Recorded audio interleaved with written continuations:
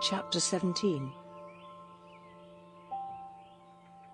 When Abram was 99 years old, the Lord came to him, and said, I am God, ruler of all.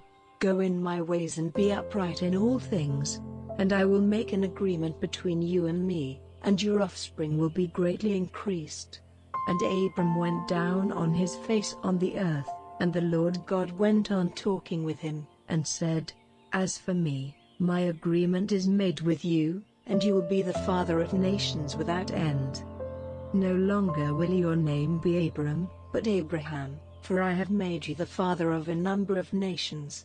I will make you very fertile, so that nations will come from you and kings will be your offspring. And I will make between me and you and your seed after you through all generations, an eternal agreement to be a God to you and to your seed after you.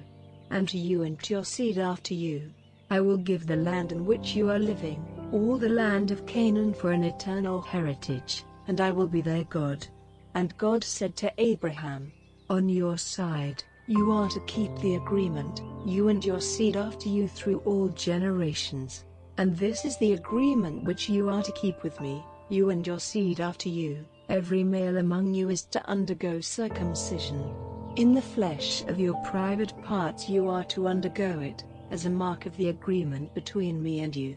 Every male among you, from one generation to another, is to undergo circumcision when he is 8 days old, with every servant whose birth takes place in your house, or for whom you gave money to someone of another country, and not of your seed. He who comes to birth in your house and he who is made yours for a price, all are to undergo circumcision, so that my agreement may be marked in your flesh, an agreement for all time.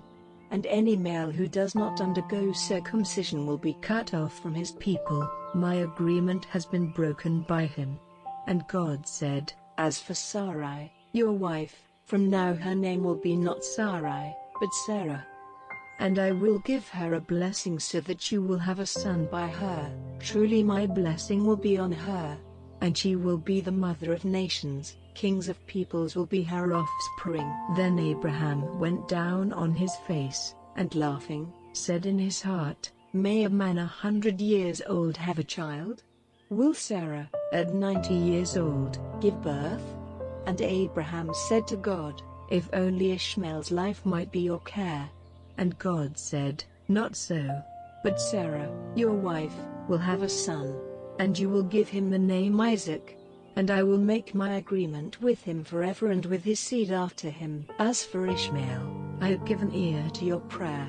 Truly I have given him my blessing, and I will make him fertile and give him great increase. He will be the father of 12 chiefs, and I will make him a great nation.